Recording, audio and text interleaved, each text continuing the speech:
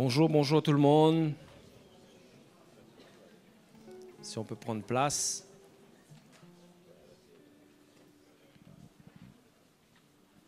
C'est tellement bon de ressentir que la communion fraternelle se fait ressentir de plus en plus vraie au milieu de nous. Hein?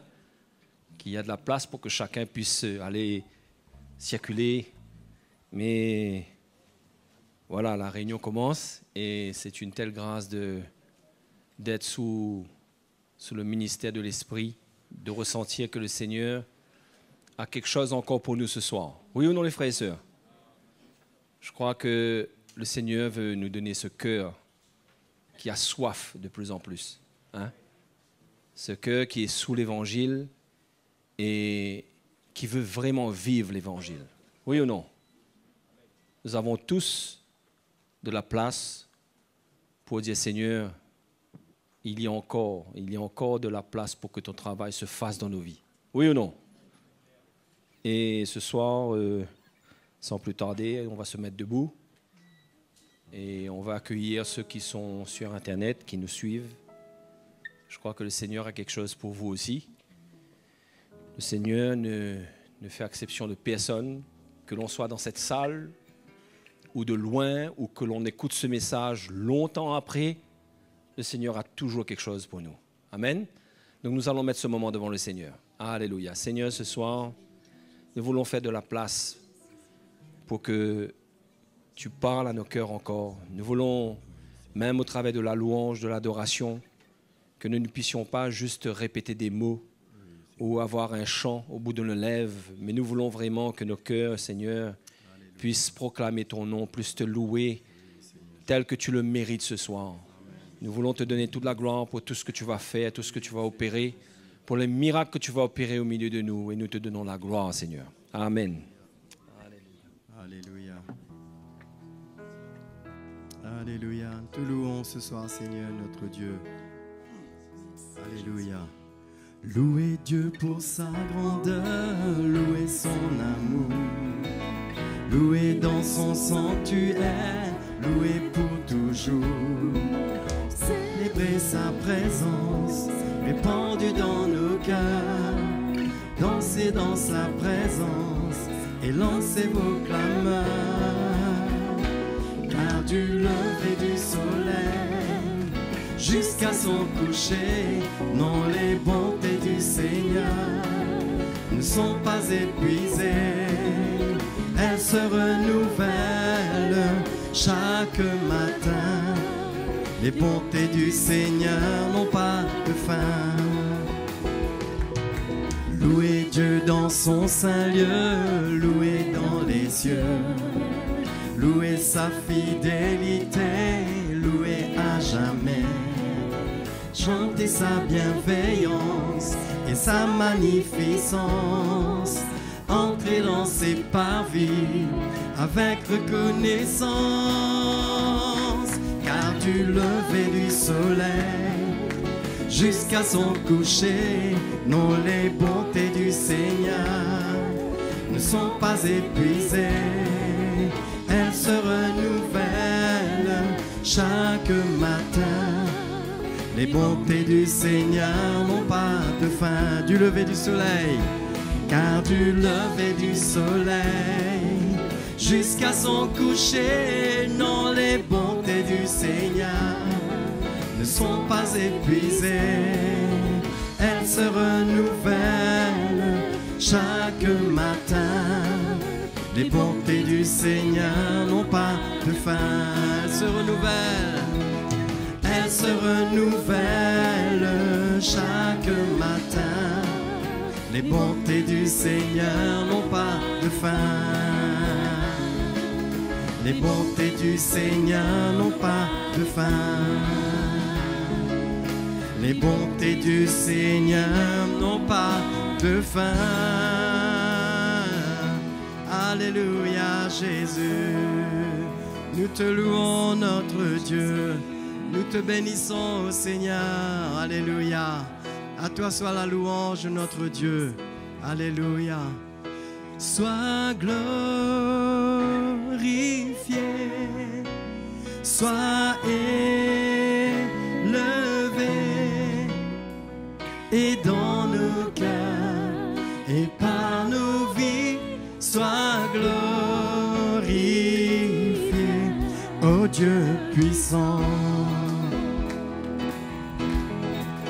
Tu es le seul Dieu éternel.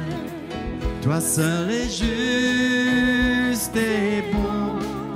Tu es le Dieu puissant. Tu es le Dieu puissant. Tu tiens ma vie entre tes mains. Et c'est sur toi que je me tiens. Tu es le Dieu puissant. Tu es le Dieu puissant. Sois glorifié, sois élevé, et dans nos cœurs et par nos vies, sois glorifié,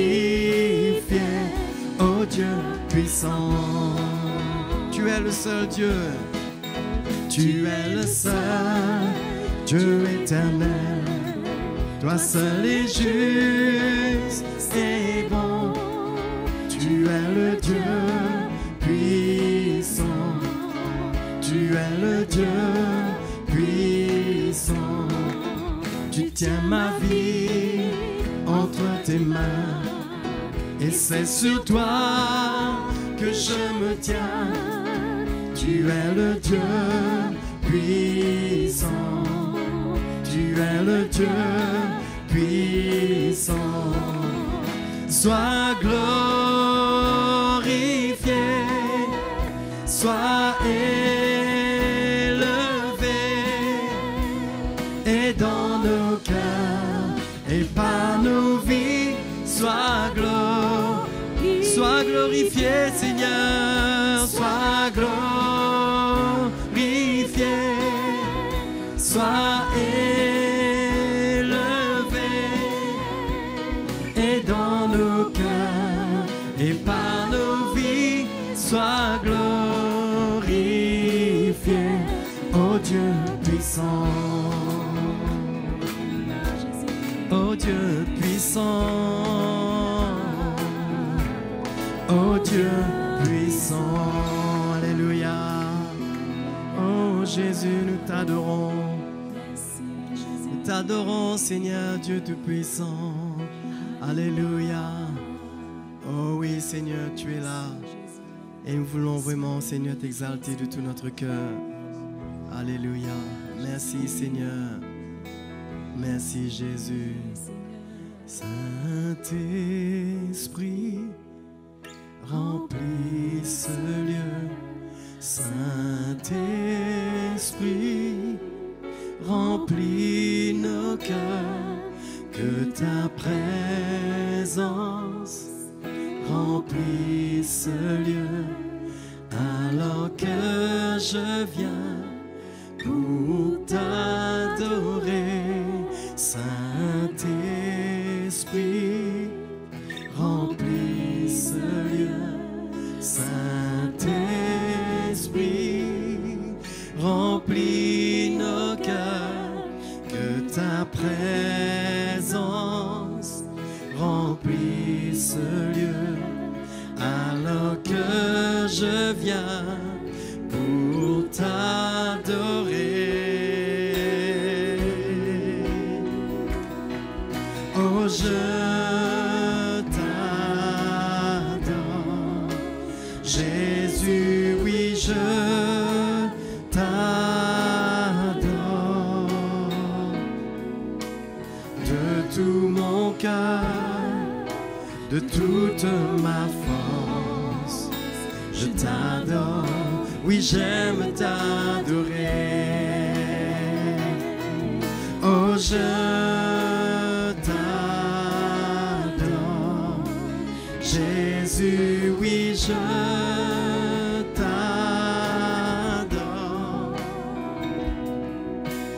de tout mon cœur, de toute ma force. Je t'adore, oui, j'aime t'adorer. Saint-Esprit, remplis ce lieu. Saint-Esprit, remplis nos cœurs,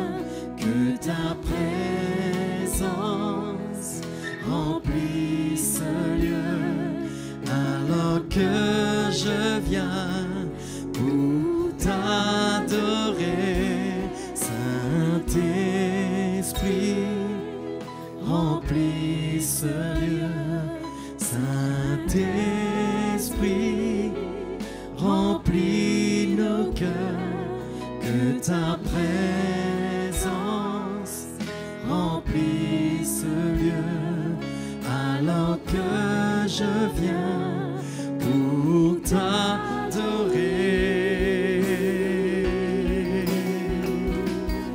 Oh, je t'adore, Jésus, oui, je t'adore. De tout mon cœur, de toute ma force, je t'adore, oui, j'aime t'adorer. Oh, je t'adore, Jésus, oui, je t'adore. De tout mon cœur, de toute ma force, je t'adore, oui, j'aime t'adorer. Je t'adore, oui, j'aime t'adorer. Je t'adore, oui, j'aime t'adorer. Alléluia, Jésus. Oui, Seigneur, c'est vrai. Nous aimons, Seigneur, adorer ton saint nom. Oui, Seigneur, nous prosterner devant toi, Seigneur, dans l'adoration, Jésus, parce que tu es bon, Seigneur. Alléluia, nous t'adorons, notre Dieu. Oh, alléluia. Oh, merci, Seigneur. Merci, Jésus. Alléluia. Toi la gloire, Seigneur. Oh, tu es bon, Jésus. Je veux être là où tu demeures, chaque jour dans ta présence. Je ne veux pas t'adorer de loin. Attire-moi là où tu es. Je veux être là où tu demeures, pour toujours dans ta présence. Emmène-moi là où tu demeures. Je veux être auprès de toi. Je veux être là où tu es, demeurer dans ta présence et me rassasier de toi, entouré de ta gloire, dans ta présence. C'est là que je veux habiter. Je veux demeurer, je veux demeurer avec toi. Je veux être là où tu demeures, chaque jour dans ta présence. Je ne veux pas t'adorer de loin. Attire-moi là où tu es. Je veux être là où tu demeures, pour toujours dans ta présence. Emmène-moi là où tu demeures. Je veux être auprès de toi. Je veux être là où tu es, demeurer dans ta présence et me rassasier de toi, entouré de ta gloire, dans ta présence. C'est là que je veux habiter. Je veux demeurer, Je veux demeurer avec toi. Je veux être là où tu es, demeurer dans ta présence et me rassasier de toi, entouré de ta gloire, dans ta présence. C'est là que je veux habiter. Je veux demeurer, je veux demeurer avec toi. Je veux demeurer, je veux demeurer avec toi. Je veux demeurer, je veux demeurer avec toi. Alléluia, Jésus. Oui, Seigneur, est dans ta présence, oh mon Dieu.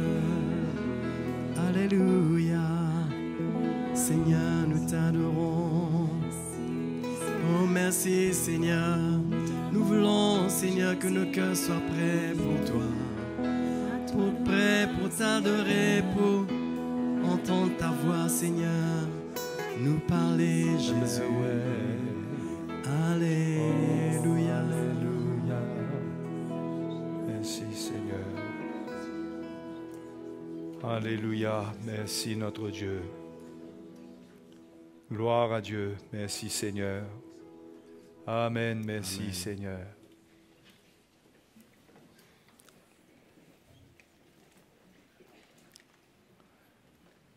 Bonsoir à vous tous, les frères et sœurs.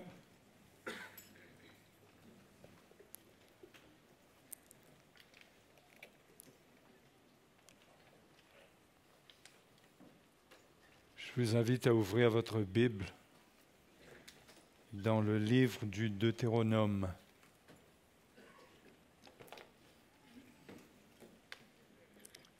Deutéronome.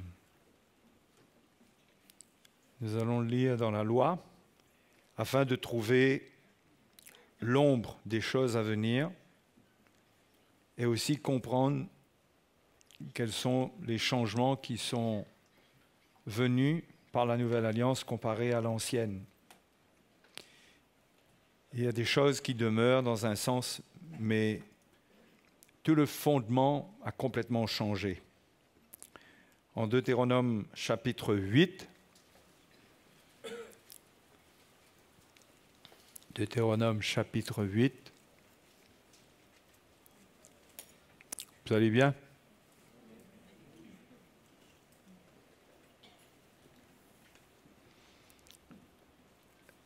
Et au verset 1, vous observerez, c'est Moïse qui parle au peuple, qui leur rappelle toutes les paroles de la loi.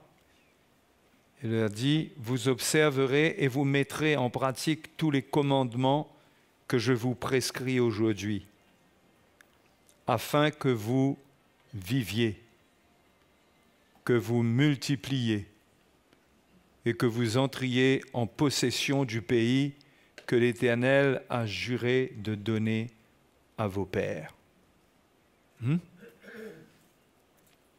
Dans un sens, ça n'a pas changé dans le sens où, quand Dieu nous donne sa parole, il nous demande de la pratiquer. Vous observerez et vous mettrez en pratique tous les commandements que je vous prescris. Nous sommes appelés à obéir aux commandements du Seigneur, à la parole de Dieu,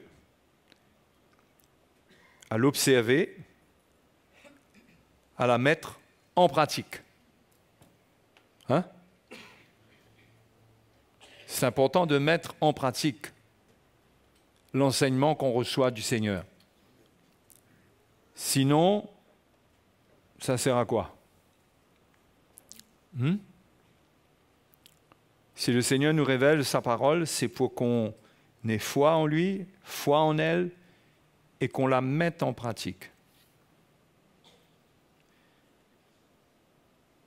Et bien sûr, nous ne sommes plus dans les temps de l'Ancienne Alliance, où le peuple de Dieu, ceux à qui Moïse parle ici, ce sont ceux qui ont vécu en Égypte. C'était exactement les mêmes personnes.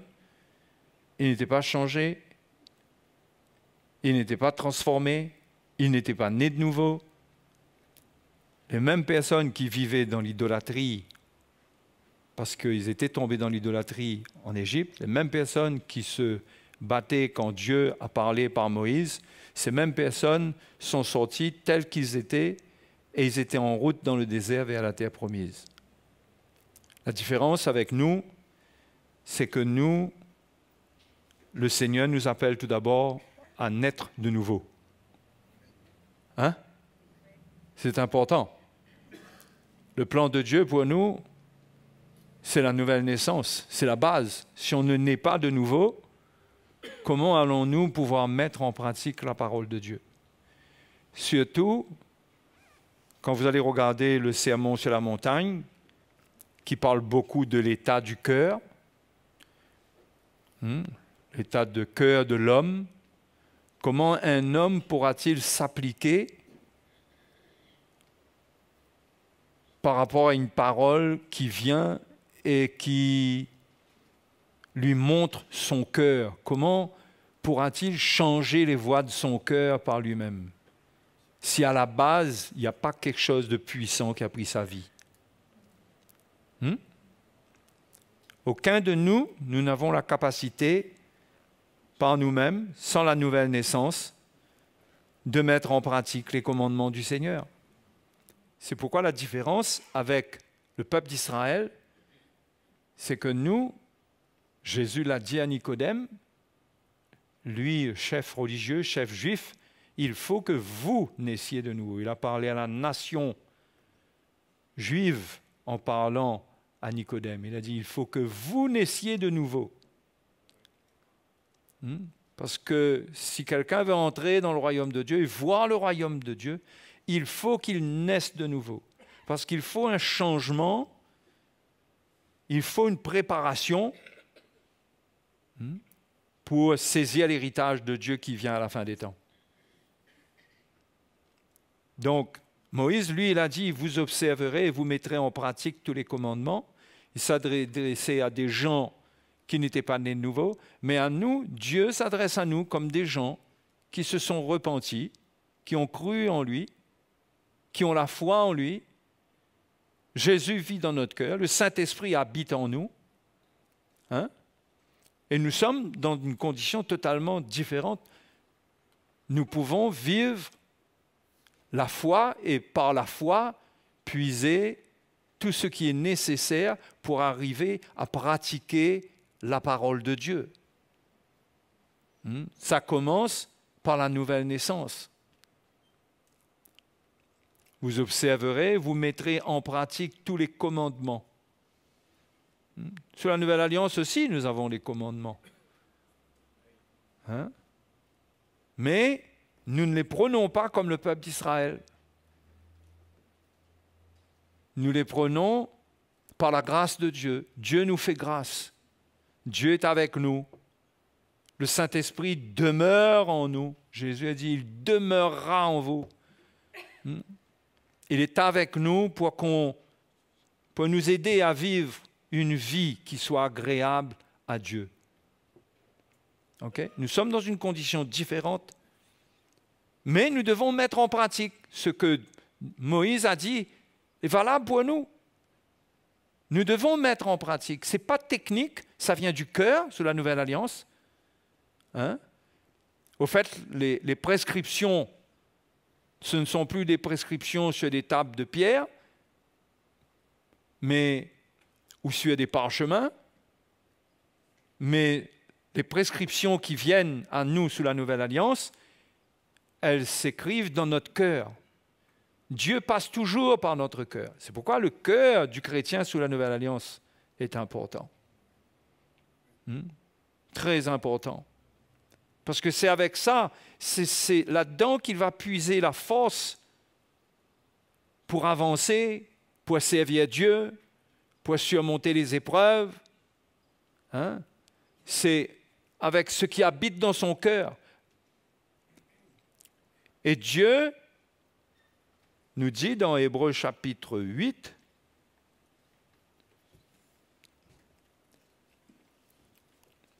premièrement, Éphésiens 2,14. Éphésiens 2,14. Regardez.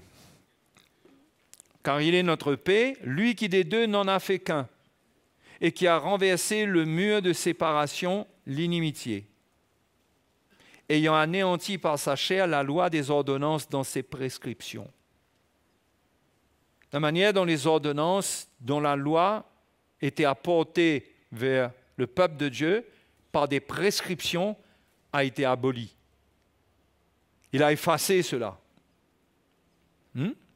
Et qu'est-ce qui s'est passé dans Hébreux 8, verset 10? Mais voici l'alliance que je ferai avec la maison d'Israël après ces jours-là, dit le Seigneur. Je mettrai mes lois dans leur esprit et je les écrirai dans leur cœur. Et je serai leur Dieu et ils seront mon peuple.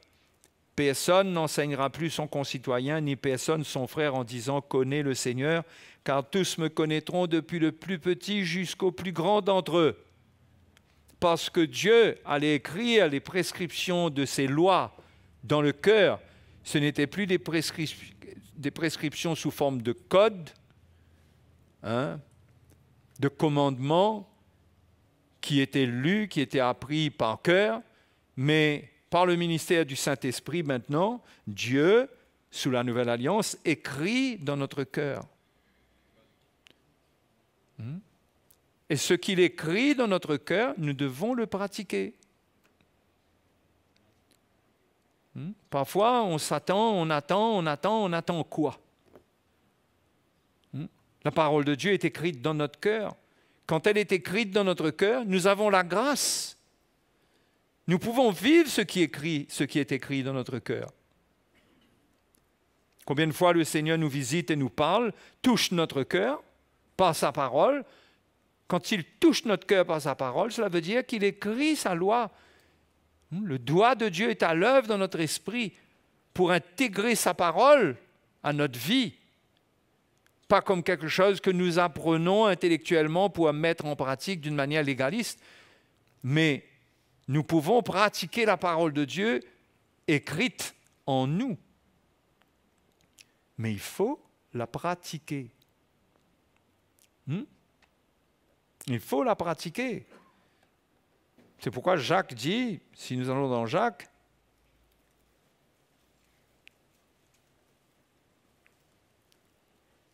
chapitre 1 de Jacques, mettez, au verset 22, mettez en pratique la parole et ne vous bornez pas à l'écouter en vous trompant vous-même par de faux raisonnements. Mettez en pratique, c'est sous la Nouvelle Alliance. On doit mettre en pratique. Ça demande de nous une obéissance, une connaissance, une lumière, une révélation suivie d'une obéissance où on met en pratique tout ce que le Seigneur nous donne concernant notre vie, concernant notre foyer, concernant notre couple, concernant notre attitude les uns envers les autres, concernant le fait de se repentir, de pardonner. Ça, ce sont les paroles qui nous gardent dans la vie, qui nous gardent vivants. Il faut les pratiquer. Et ne pas voir cela comme des commandements secondaires, mais comprendre que c'est la parole de Dieu et de ne pas nous tromper nous-mêmes par de faux raisonnements, parce que c'est ça qui s'oppose à la pratique de la parole de Dieu. C'est les faux raisonnements qui viennent là-dedans, qui viennent de notre tête, de notre nature charnelle. Quand si quelqu'un écoute la parole et ne la met pas en pratique, il est semblable à un homme qui regarde dans un miroir son visage naturel et qui, après s'être regardé, s'en va et oublie aussitôt comment il était. Mais celui qui aura plongé les regards dans la loi parfaite, la loi de la liberté, et qui aura persévéré, n'étant pas un auditeur oublieux, mais se mettant à l'œuvre, celui-là sera heureux dans son activité. Il y a une promesse avec la pratique de la parole de Dieu, c'est qu'on va être heureux. Celui-là sera heureux. Parfois, on a un prix à payer dans l'obéissance, mais celui qui obéit, il goûte un certain bonheur. Pourquoi? Parce qu'il reste en paix. Il conserve la paix avec Dieu, il conserve la paix avec son prochain, il conserve la paix dans sa maison. Il sera heureux. Il faut une mise en pratique et ne pas se tromper par de faux raisonnements et se dire je vais attendre que Lot s'humilie, ou je vais laisser le temps passer, le temps va arranger les choses. Ce qui est contraire à ce que Paul dit dans Éphésiens, il dit que le soleil ne se couche pas sur votre colère, par exemple. Le temps n'arrange rien. Le temps dans ce monde, quand on est dans la chair, ça donne l'avantage au diable.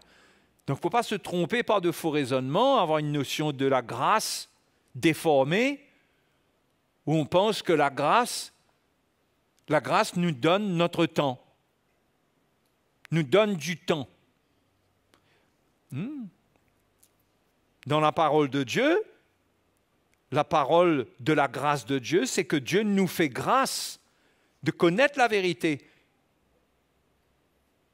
Et il y a des choses dans lesquelles il faut réagir avec urgence. Il ne faut pas juste prendre la grâce de Dieu comme l'acceptation de Dieu envers toute chose, mais la grâce de Dieu nous est donnée pour vaincre le péché, pour vaincre le mal qui veut prendre notre vie. Même si c'est vrai que dans le temps, Dieu peut faire certaines choses. Il y a des choses qui ne se font pas aujourd'hui. Mais ce que nous, le Seigneur nous demande, nous, de faire aujourd'hui, nous ne devons pas nous tromper par de faux raisonnements, nous devons mettre en pratique, c'est aujourd'hui que je dois le faire. Je suis déjà en retard dans mon obéissance si j'attends, alors que c'est depuis hier que je devais mettre en pratique. J'ai peut-être donné un certain terrain à l'ennemi. Il faut mettre en pratique la parole de Dieu. Et comment on plonge les regards dans la loi parfaite, la loi de la liberté? C'est par le Saint-Esprit. C'est le Saint-Esprit, ça. C'est l'Esprit de Dieu qui nous permet. Qu'est-ce que ça veut dire plonger les regards dans la loi? Ça veut dire avoir une révélation de ce qui est profond dans la loi de Dieu. Avoir une révélation. Quand on a plongé les regards là-dedans et qu'on a trouvé, on a compris pourquoi Dieu dit certaines choses et que la révélation est venue vers nous. Maintenant, il ne faut pas se laisser gagner par les choses à la surface. Il faut rester avec cette révélation et surtout, pour rester avec elle, il faut la mettre en pratique. Il y a des choses précieuses, profondes, que Dieu nous montre, qui ne sont pas à prendre à la légère. Ce sont des choses que c'est Dieu qui nous révèle. Les choses de l'Esprit, c'est lui qui nous les révèle. Ce n'est pas nous qui pouvons les capter par notre seule intelligence. Parfois des choses simples, mais qui doivent aller être prises dans les profondeurs de Dieu, dans les profondeurs de la révélation, des choses qui sont cachées aux hommes, mais qui sont révélées aux enfants de Dieu, pour qu'ils les mettent en pratique. Pas pour qu'ils se réjouissent qu'ils ont une parole qui les a éclairés, mais la lumière, elle est valable si on marche dans la lumière. Pas si on voit la lumière et on reste dans les ténèbres. Donc le Seigneur nous fait grâce de plonger nos regards et nous prions, nous cherchons le Seigneur, nous lisons sa parole. Il y a des choses que nous voyons quand nous nous approchons sincèrement de Dieu. Et Dieu nous parle C'est une loi de liberté. La profondeur de la parole de Dieu ne nous condamnera pas. C'est une loi qui nous libère. Plus on plonge les regards dedans, plus on est libéré. Parce que Jésus a dit, vous connaîtrez la vérité vous rendra libre. C'est extraordinaire de voir comment on peut se priver de ce qui peut nous délivrer efficacement. Et on évite de mettre en pratique, et on veut par contre que les autres mettent en pratique pour nous.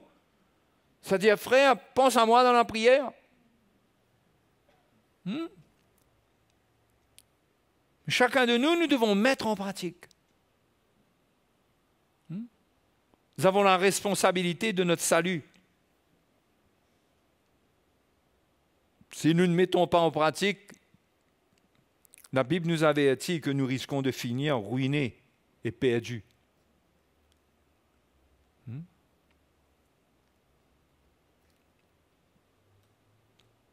Donc, dans Deutéronome, chapitre 8, on relit. Vous observerez, vous mettrez en pratique tous les commandements que je vous prescris aujourd'hui, afin que vous viviez.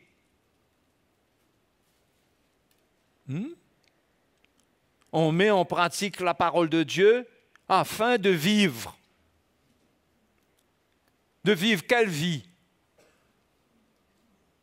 La vie de l'enfant de Dieu. Ici, Moïse parle de cette vie naturelle. Il faut qu'il subsiste dans le désert jusqu'à ce qu'il entre dans la terre promise. Mais pour nous, c'est afin que nous vivions la vie qu'on a reçue, qu'on la mette en pratique afin de la vivre. Et afin qu'on reste vivant avec elle. Afin que vous viviez, que vous multipliez. Là, ça parle de la croissance.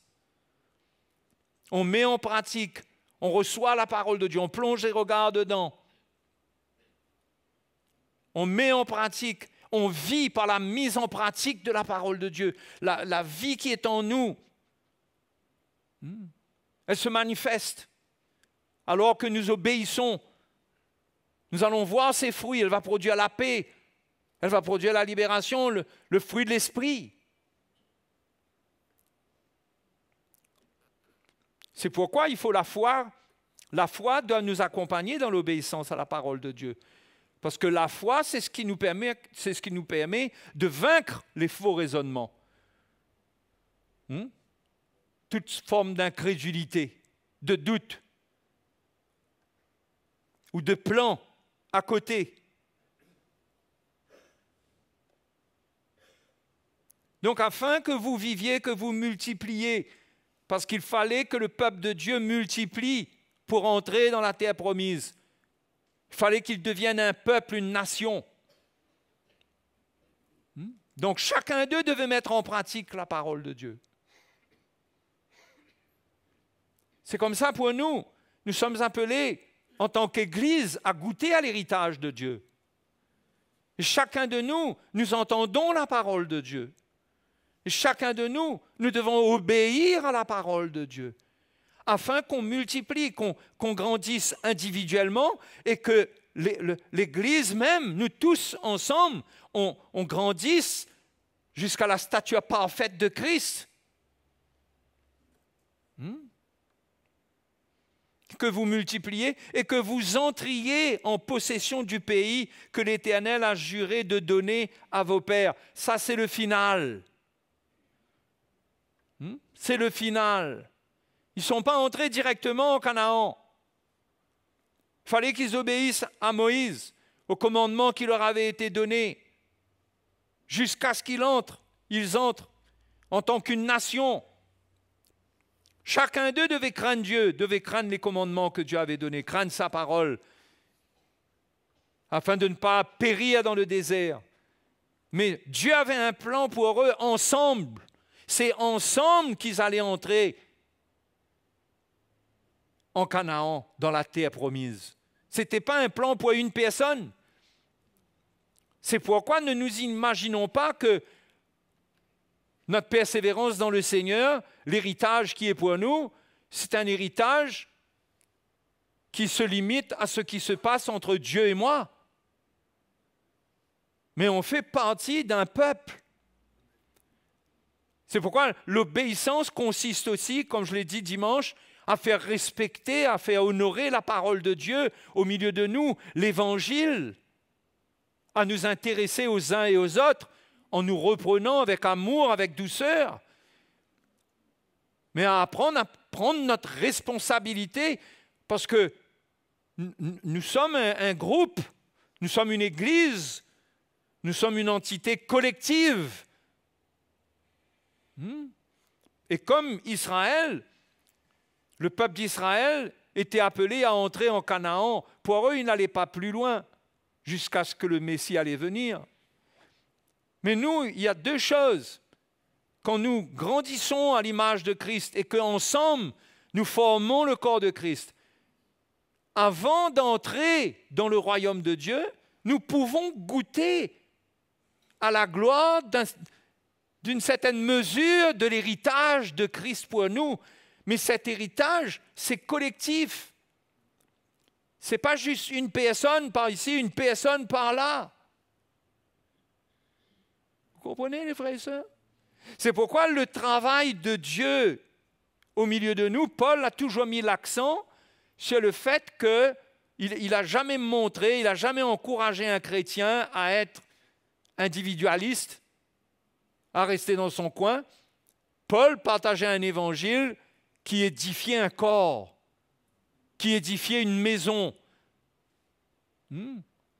C'est-à-dire que toute la famille de Dieu, tous les chrétiens forment la famille de Dieu. Ensemble, ils doivent être édifiés. Et ensemble, ils doivent aussi s'édifier les uns les autres. Il dit, édifiez-vous les uns les autres. Donc, ce n'est pas quelque chose d'individuel entre le Seigneur et moi seulement, mais c'est quelque chose entre moi et mes frères et sœurs, entre les frères et sœurs et moi. C'est une édification qui nous prend tous. Là-dedans, il y a de l'encouragement, il y a la correction du Seigneur, il y a le fait d'être repris, d'être confronté, d'être exposé, il y a la consolation, il y a le réconfort, il y a tout. On a besoin de tout ce qui est dans le collectif, vous comprenez? De tout, parce que tout son plan est là-dedans. Et nous devons nous édifier pour qu'on ressente qu'on grandit ensemble. On grandit ensemble vers la maturité. Ce n'est pas juste quelqu'un qui grandit dans la maturité. Mais la maturité ne sera jamais complète si cela repose sur un homme. La maturité dont l'Épître aux Éphésiens nous parle, c'est pour l'Église. C'est pour l'Église en tant qu'un corps. Nous entrons dans une maturité parce que nous sommes des fils et des filles dans la maison de Dieu. Nous défendons l'Évangile. Nous nous assurons que la maison reste propre. Nous prenons notre responsabilité envers les frères et les sœurs. Quand il y a de la compromission, nous parlons. Quand il y a le péché, nous exposons. Et c'est différent maintenant sous la Nouvelle Alliance. Sous l'Ancienne Alliance, Achan n'a pas eu deux chances. Il a volé une fois et il a été liquidé. Sous la Nouvelle Alliance, c'est toujours la place pour la repentance. Mais il nous faut saisir l'appel de Dieu en tant qu'une nation. Pierre dit, vous êtes une nation sainte. Ensemble, et qu'on réalise l'importance d'appartenir au Seigneur, mais qu'on appartient aussi à un corps. Et donc, l'état de mes frères et sœurs est important pour ma vie. Et mon état est important, a des conséquences dans la vie des autres. De réaliser cela. Et de garder la maison de Dieu propre, dans la sainteté. en ne s'associant pas avec le péché, mais en dénonçant ce qui est dans les ténèbres. Hein? En reprenant, comme Matthieu 18 dit, entre toi et ton frère, s'il n'écoute pas, va prendre un autre frère avec toi. S'il n'écoute pas encore, dis à l'église et qu'il soit pour toi comme un publicain. Parce que la maison de Dieu doit être propre. Personne ne vit dans une maison et qu'il laisse la saleté dans la maison. Au fait, c'est peut-être un bel exemple. Puisqu'en général, on nettoie la maison tous les jours. Sinon, on va être malade, non? Non? Hein? Mais dans l'esprit, c'est pareil. On ne laisse pas des choses traîner. On ne laisse pas des situations traîner.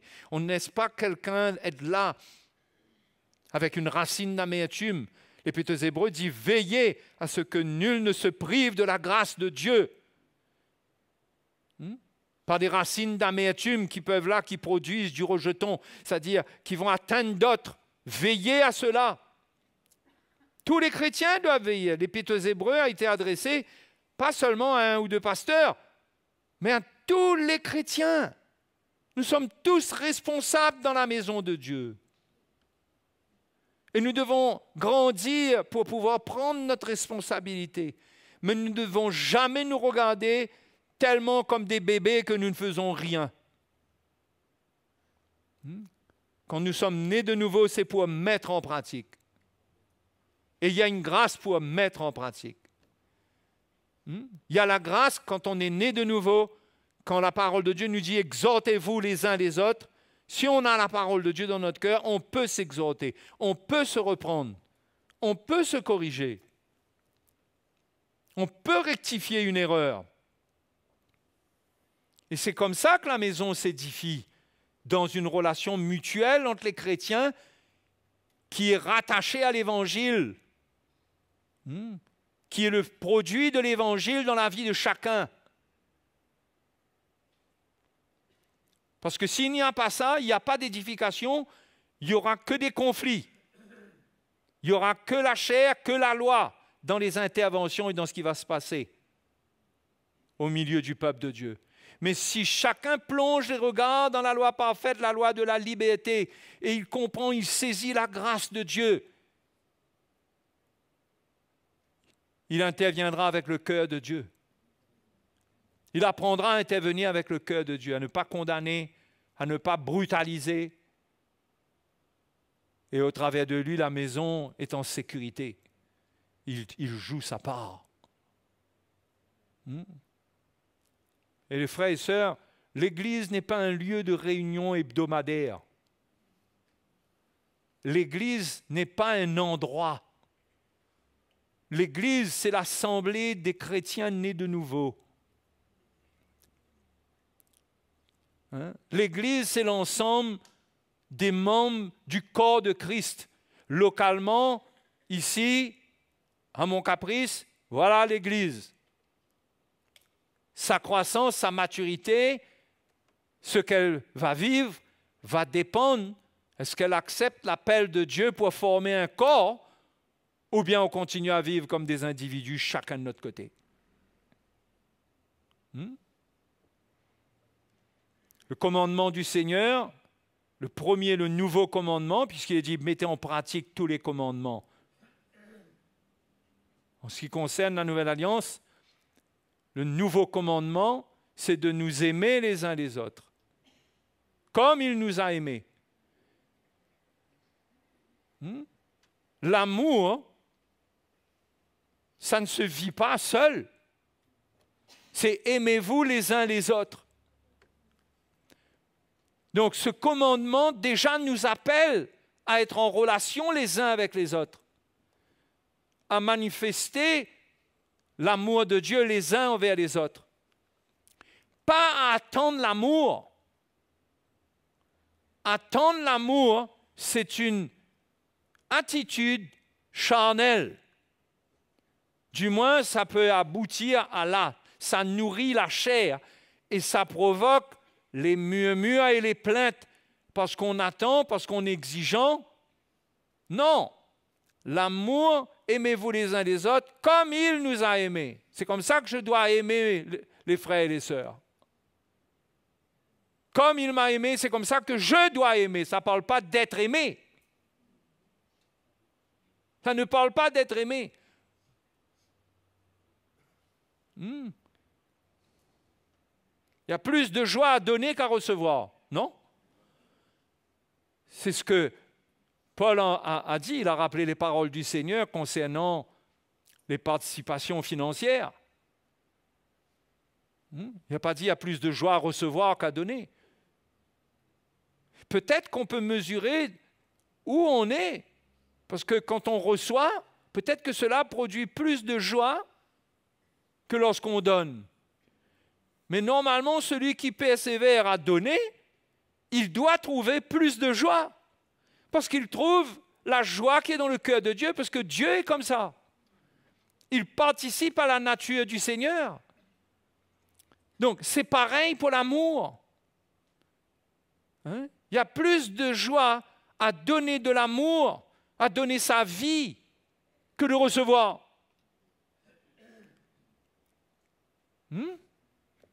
C'est des choses à mettre en pratique afin de vivre.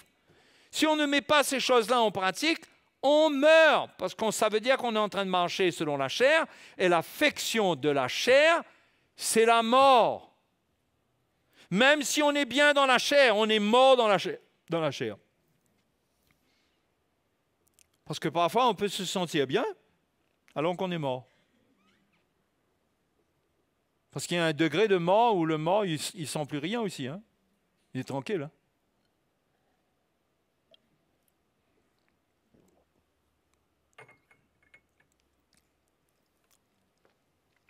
Hein? Donc, il faut pratiquer le commandement du Seigneur. Concernant l'amour, ça veut dire comment est-ce que je peux donner ma vie? La question qui suit, c'est, Jésus a dit qu'il n'y a pas de plus grand amour que de donner sa vie pour ses amis. La question, c'est comment, Seigneur, éclaire-moi, aide-moi, comment est-ce que je peux donner ma vie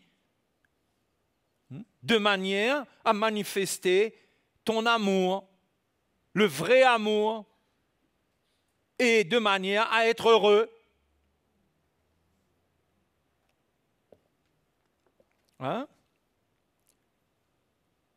Être heureux, c'est avoir une satisfaction de cœur, une satisfaction intérieure où on est bien. On est bien avec la vie de Dieu, on vit de la vie de Dieu, on vit la vie d'un enfant de Dieu. On est en communion avec le Seigneur, on est bien. Donc, ces points sont importants parce que Dieu veut nous faire entrer en possession de notre héritage. Premièrement, à l'avènement, mais avant cela, si nous avons le temps d'entrer dans une dimension de maturité dans notre course, nous goûterons à des arts de l'héritage qui appartiennent à l'Église. Nous goûterons, nous aurons un avant-goût.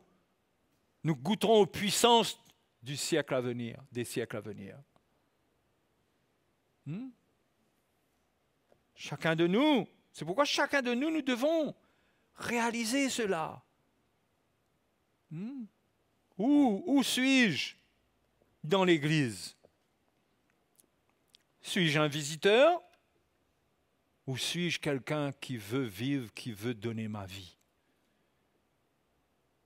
Qui veut servir avec les dons que Dieu m'a donnés? Parce que Dieu nous a fait don de dons. Il nous a accordé des dons pour qu'on le serve, c'est-à-dire pour qu'on mette à la disposition des autres le don qu'on a reçu. C'est une manière de manifester l'amour de Dieu. Le don que Dieu nous donne, on le met à la disposition des autres. Donc notre ennemi, les frères et les sœurs, c'est la passivité devant la parole de Dieu. La passivité. Écoutez. Écoutez. Et on écoutera encore. Et on sera là pour écouter encore. 2022, on a écouté. 2023, on va écouter encore. Mais Jésus aura le temps de revenir. qu'est-ce que tu auras fait de ce que tu auras entendu? Ce que tu as entendu, qu'est-ce que tu as fait de ça? Le Seigneur nous demande d'obéir et de mettre en pratique et de ne pas se laisser arrêter par notre chair avec des « oui, mais tu sais, moi ceci, moi cela ». Non, ce sont les violents qui s'emparent du royaume des cieux. Il faut faire un peu violence sur la chair et ne pas s'identifier à elle et lui obéir. L'apôtre Paul dit dans Romains, nous ne sommes pas redevables à la chair pour vivre selon la chair. Nous ne lui sommes pas redevables. La chair ne nous rendra rien de bon. Si on vit pour elle l'affection de la chair, c'est la mort. Ce que la chair nous renvoie, c'est-à-dire cette vie pour nous-mêmes, c'est la mort. C'est-à-dire que spirituellement, on meurt. Et on risque de périr dans le désert. Parce qu'il faut de la force pour avancer dans le désert. Hein? Non? Donc on doit se fortifier dans tous les outils que la Nouvelle Alliance nous donne, nous revêtir de toutes les armes, prendre tout ce que Dieu nous donne, parce que c'est ce que Pierre dit dans 2 Pierre chapitre 1. 2 Pierre chapitre 1, verset 1. Alors, 2 Pierre chapitre 1, pardon, verset 3.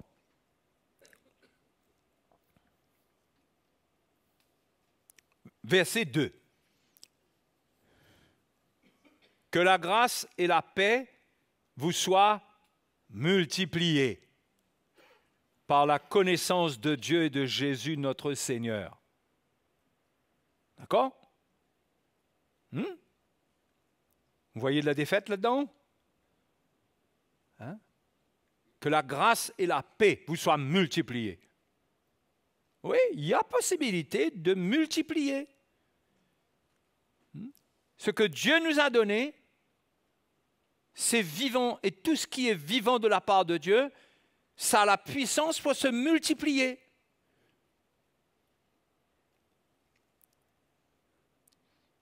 Verset 3.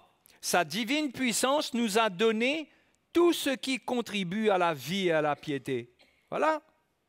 Notre vie ne repose pas sur notre puissance, mais c'est sa divine puissance qui nous a donné tout ce qui contribue à la vie et à la piété, à une vie agréable, être vivant. Au moyen de la connaissance de celui qui nous a appelés par sa propre gloire et par sa vertu. C'est pourquoi Paul, dans Éphésiens chapitre 4, il parle de croître dans la connaissance. Jusqu'à ce qu'on soit unis dans la foi. La connaissance vient par la révélation. On grandit là-dedans, on met en pratique. Et frères et sœurs, quand on grandit dedans, quand on reçoit et on met en pratique, Dieu va continuer à ajouter et ça va se multiplier.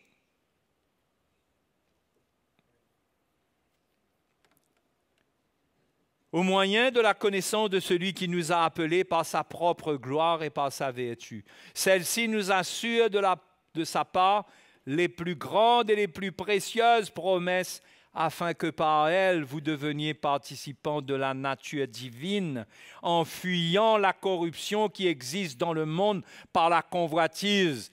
C'est sûr que si on veut vivre, si on veut goûter à l'héritage du Seigneur, on doit se séparer des ténèbres.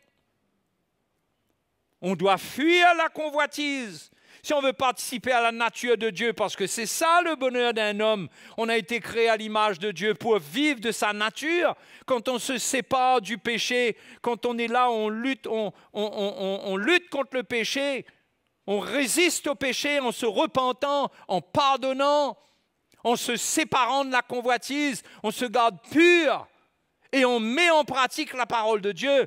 Mais mes frères et mes sœurs, cette grâce va se multiplier. La vie de Dieu en nous va se multiplier, nous allons grandir. Nous n'aurons plus de place pour nous plaindre. Et le verset 5 dit, à cause de cela, continuez à écouter. Votre version dit ça? Passez votre temps à écouter et réécouter. Et venez encore pour écouter. Mais bien sûr qu'il faudra venir pour écouter. Parce qu'on ne veut pas prêcher dans le vide ici. Mais le but, ce n'est pas qu'on ne prêche pas dans le vide. Le but de la prédication, c'est le perfectionnement. Il faut être là pour écouter, mais il faut pratiquer ce qu'on écoute. Hein? À cause de cela même, quoi? Faites quoi? Oh, ben, je croyais qu'on était sous la grâce, moi. Sous la grâce, j'ai mon temps.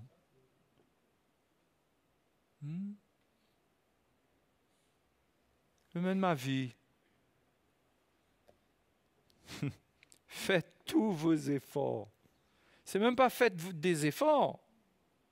C'est faites tous vos efforts. Pour joindre à votre foi la vertu, etc., etc., etc. Toutes ces choses. Joindre à ça, à ça. Quand tu joins ça à ça, rejoins ça encore à ça. Et rejoins encore ça à ça après avoir joint à ça, ça. Le verset 8 dit, car si ces choses sont en vous, et ils sont avec abondance, elles ne vous laisseront point oisifs ni stériles pour la connaissance de notre Seigneur Jésus-Christ. Ça veut dire quoi? Ça veut dire aussi qu'on connaît le Seigneur, la connaissance de Dieu augmente en nous, et on le connaît encore mieux quand on fait des efforts pour obéir. Quand on fait des efforts pour mettre en pratique, quand on fait tous nos efforts pour nous édifier, parce qu'il s'agit d'édification, là. Joindre à la foi la vertu, la connaissance, la maîtrise de soi, la patience, c'est rechercher l'œuvre de Dieu, c'est profiter des moments difficiles et tout, pour grandir, pour avoir de la patience. Toutes ces choses-là, ça nous permet de connaître Jésus. C'est-à-dire d'avoir une communion avec lui. Ce n'est pas juste connaître comme ça, c'est le connaître. Vous comprenez? C'est que votre cœur le connaît. Dans le moment où vous êtes en train de travailler à votre salut, vous obéissez au milieu même de la souffrance et des épreuves. Tout d'un coup, vous avez la lumière de ce que Jésus est, ce qu'il a accompli. Vous comprenez, vous goûtez à la puissance qu'il y a dedans. Mais mes frères, mes soeurs, il faut faire tous ces efforts pour atteindre ça. Ce n'est pas avec une liste de j'ai pas envie, j'ai pas envie, j'ai pas envie, j'ai tout mon temps qu'on va goûter à ça. Il y en a qui vous disent, ouais, mais je ne veux pas me mettre sous la loi. Mais tu veux te mettre sous quoi? Tu veux enlever la loi, la grâce, la nouvelle, tu veux enlever tout?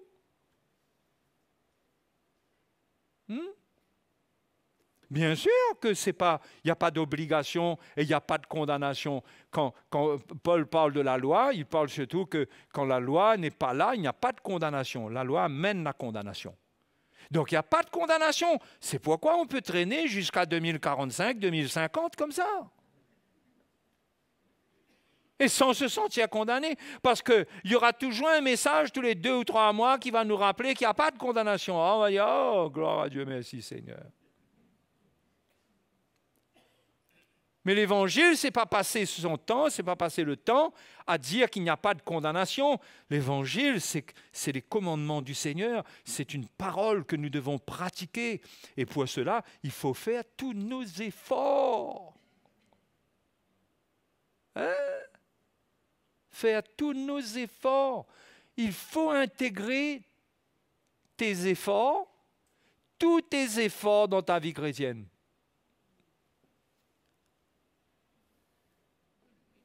Mais qu'est-ce qui est écrit? Mais tous tes efforts, c'est par la grâce de Dieu. C'est pas par ta chair. Mais qu'est-ce qu'on a lu là? Sa divine puissance nous a donné tout ce qui contribue à la vie et à la piété. C'est-à-dire que la puissance de Dieu, elle nous équipe pour qu'on ne fasse pas les choses seulement dans notre propre force. Celui qui prie, celui qui lit la parole de Dieu, il sera équipé.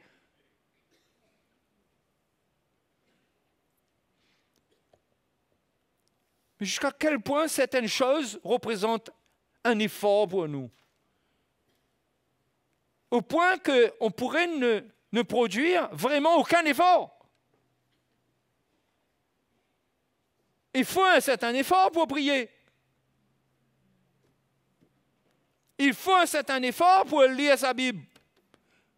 Ah ben, pour lire la parole de Dieu, il faudra que tu lâches les convoitises du monde, parce que les convoitises du monde veulent prendre ton temps. Les plaisirs du monde veulent prendre ton temps. C'est pas que là, tu n'uses plus du tout du monde. Paul n'a pas enseigné cela, mais il dit que ceux qui usent du monde soient comme n'en usant pas. Ce n'est pas leur vie et leur priorité. Mais il y a un prix à payer pour faire des efforts. C'est ça qu'il veut dire. Il y a un prix à payer. Et si tu payes ce prix, tu trouveras le bonheur que Dieu a pour toi, la paix intérieure va se multiplier, la grâce va se multiplier sur ta vie. Tu vas sentir que tu es un peu plus vif dans l'esprit. Il y a une grâce qui s'est multipliée. Tu réagis mieux. Mais si tu t'enfermes dans la passivité et que tu attends un miracle qui te prend, va prier.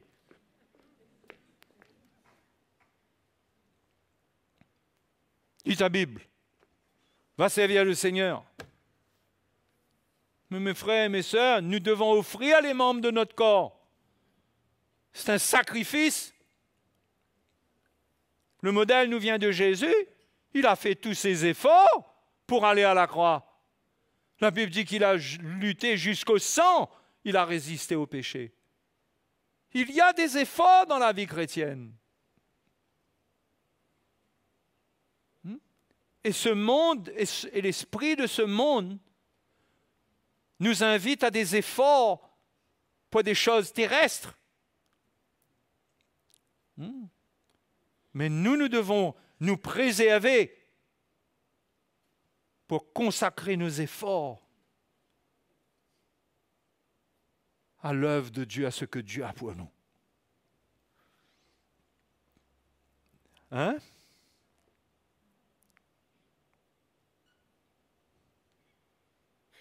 Donc ça, c'est l'héritage. Il y a un héritage que le Seigneur a pour nous. Ce n'est pas pour toi tout seul, toi tout seul, toi tout seul. C'est pour nous, ensemble. La gloire de Dieu ne va pas se manifester sur quelqu'un là, comme ça. Pas d'une manière absolue. Bien sûr que Dieu peut visiter une personne ici.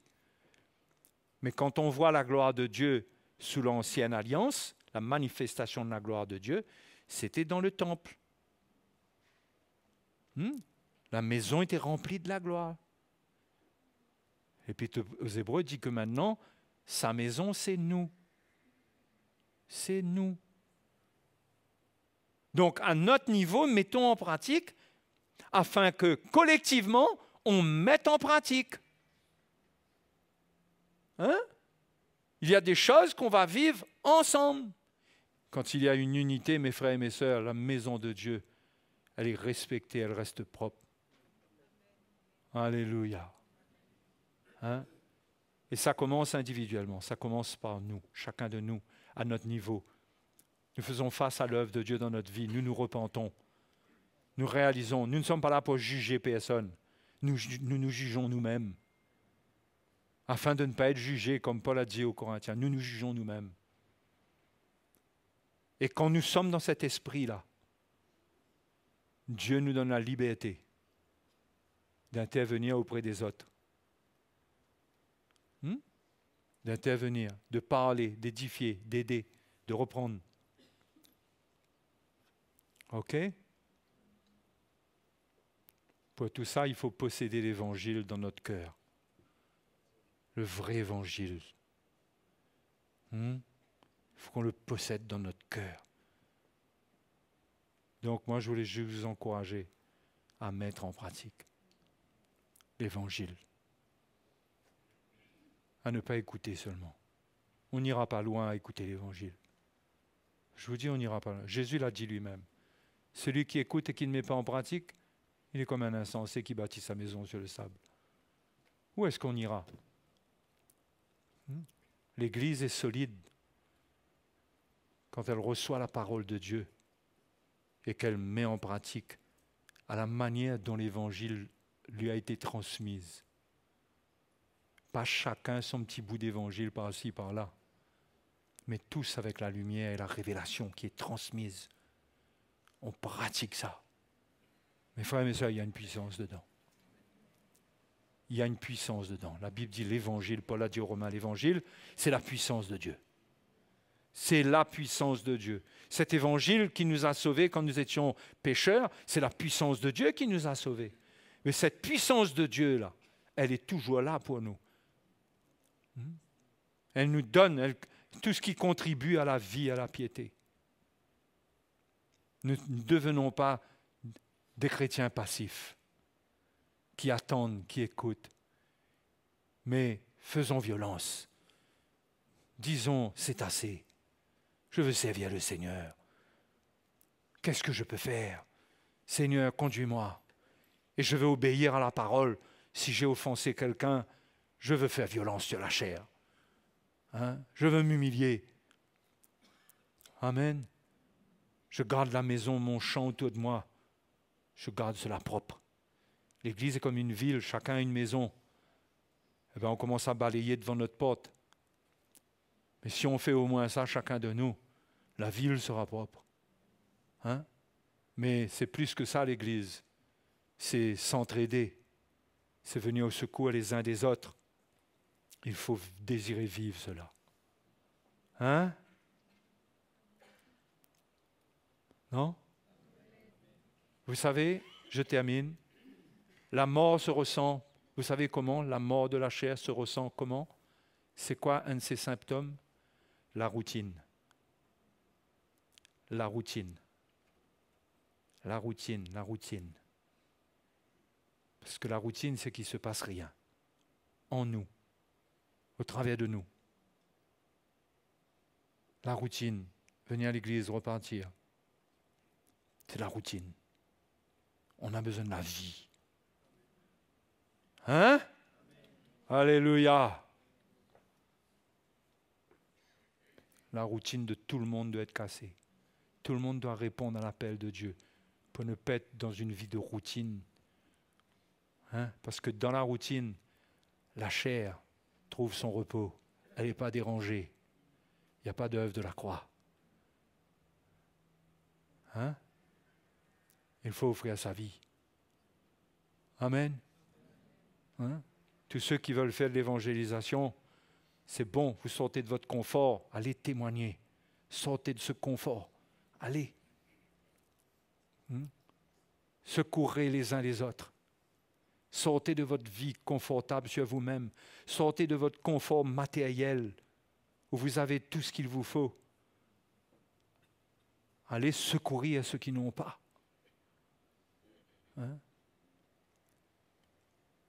Non? Faites mourir cette chair qui veut s'accaparer toute chose.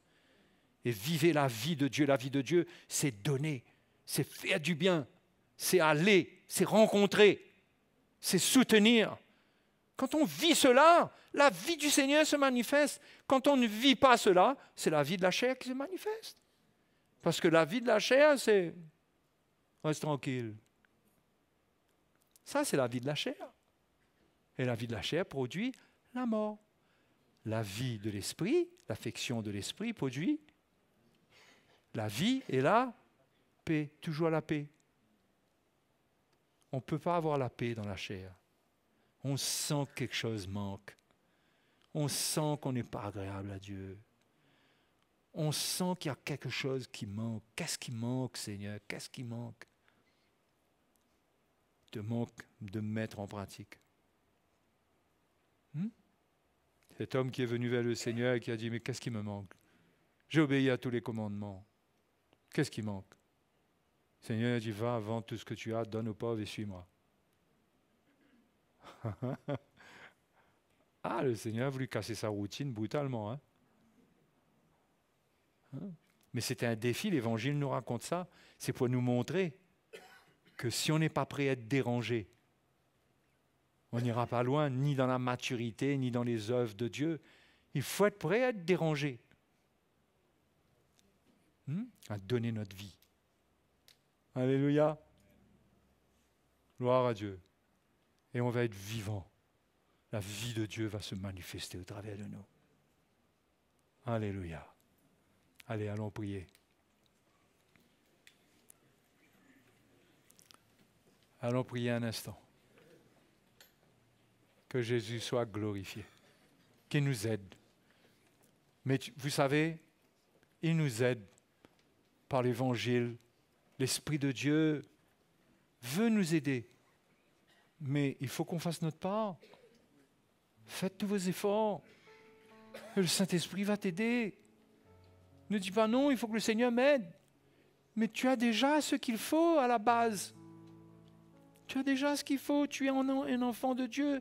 Tu es scellé du Saint-Esprit. Tu as ce qu'il faut pour faire le minimum. Le Seigneur, Jean dit qu'il nous a aimés le premier, non?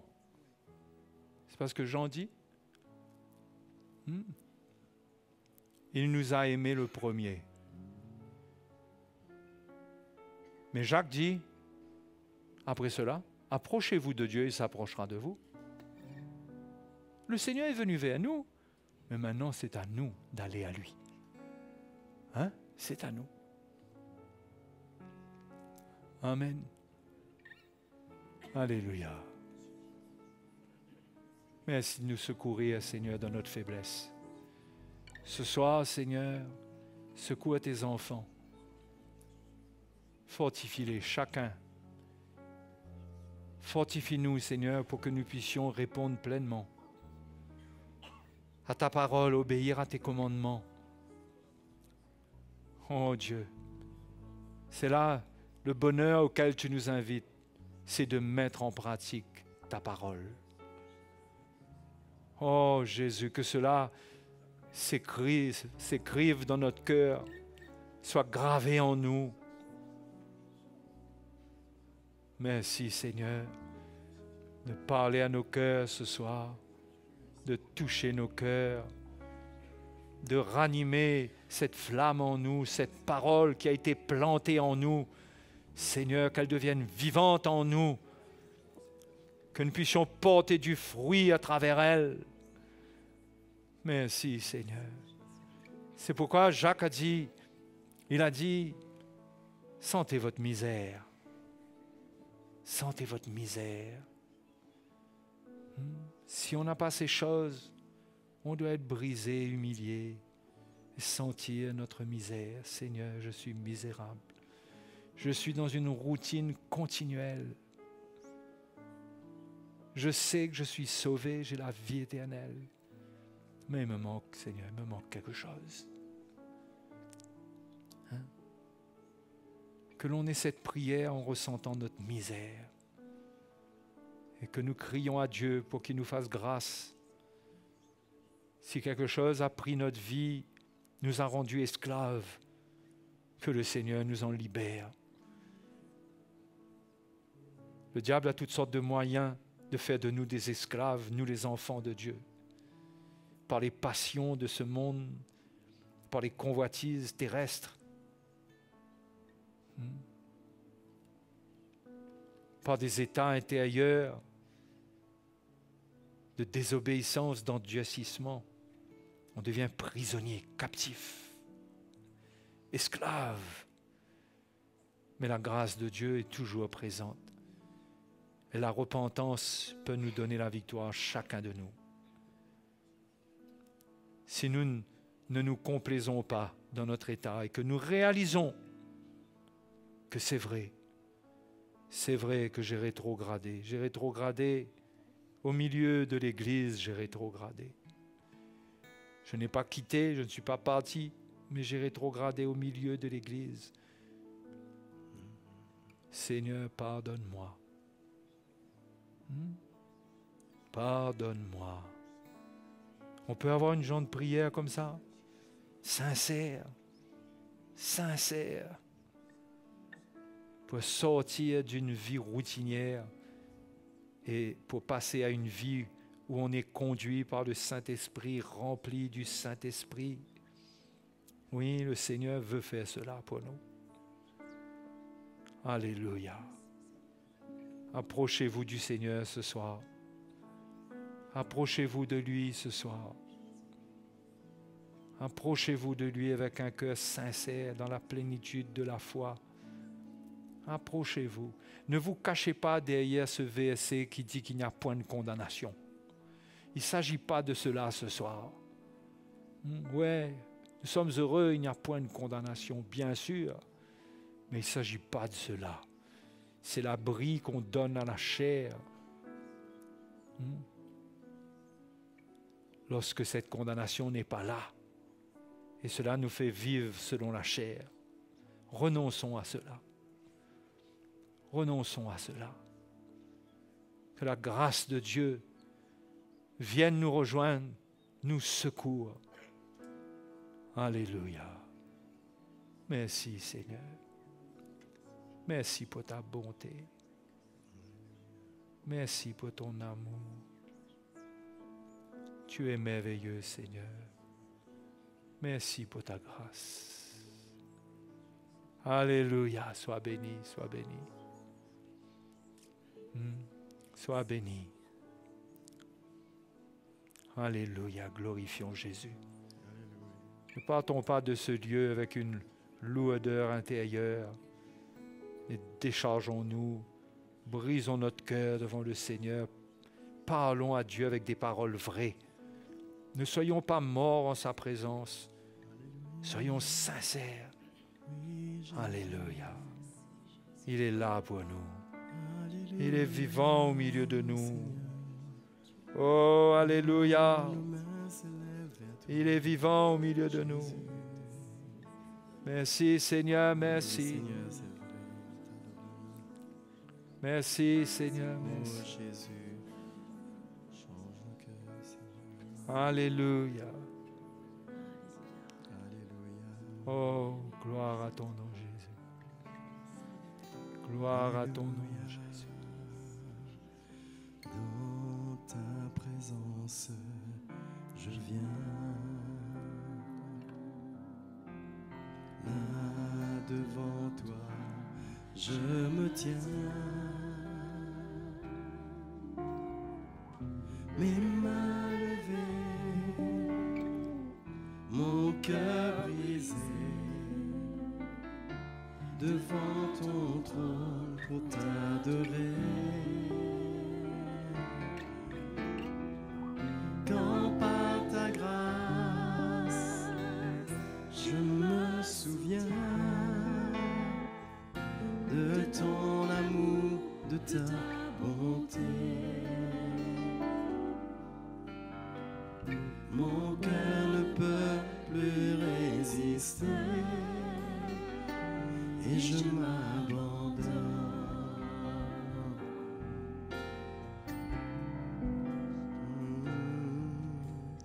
Dans ta présence, je viens. Là devant toi, je me tiens. Mes mains levées, mon cœur brisé, devant ton trône pour t'adorer. Quand par ta grâce, je me souviens de ton amour, de ta bonté. Mon cœur ne peut plus résister et je m'abandonne. Je m'abandonne. Je m'abandonne. Mes mains levées, mon cœur brisé. Mes mains levées, mon cœur brisé. Devant ton trône pour t'adorer. Quand par ta grâce, je me souviens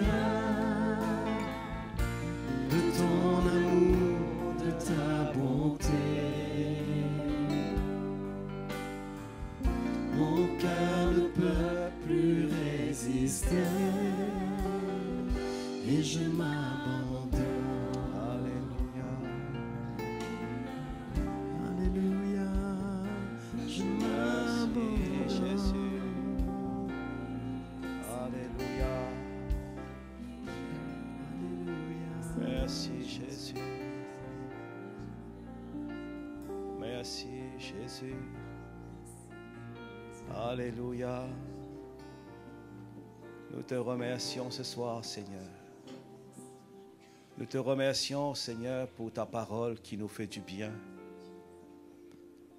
Tu viens, Seigneur, pour nous avertir. Et tu nous mets en garde parce que nous entendons tellement de choses de ta part. Seigneur, que nos cœurs puissent recevoir ta parole. Que nous puissions le mettre en pratique. Viens, Seigneur, nous aider. Viens nous aider, Seigneur. Combien, Seigneur, nous réalisons qu'on a besoin de toi. Si tu nous parles de cette manière, c'est parce qu'on a encore besoin de ta grâce, besoin de ton secours, besoin qu'on vit pleinement ce que tu nous donnes chaque jour.